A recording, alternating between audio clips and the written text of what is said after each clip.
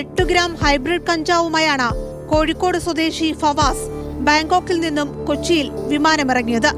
ബാഗേജിൽ 17 ചെറിയ കവറുകളിലായി വസ്ത്രങ്ങൾക്കൊപ്പമായിരുന്നു ഹൈബ്രിഡ് കഞ്ചാവ് ഒളിപ്പിച്ചിരുന്നത്.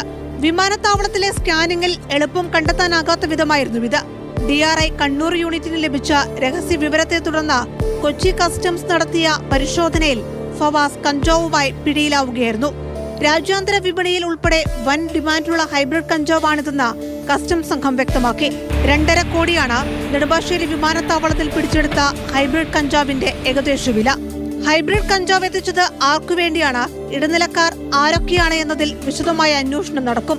പ്രത്യേക ഊഷ്മാവിൽ കഞ്ചാവ് ചെടി പരിപാലിച്ചാണ് ഹൈബ്രിഡ് കഞ്ചാവിന്റെ ഉൽപാദനം. പിന്നീട് ഇത് സിന്തറ്റിക് പദാർത്ഥങ്ങളുമായി കൂട്ടിക്കലർത്തി വിപണിയിലെത്തിക്കും.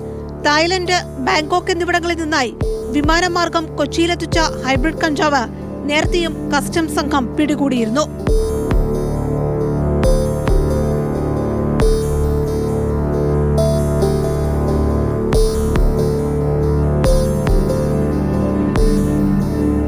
മാതൃഭൂമി ന്യൂസ്, കൊച്ചി.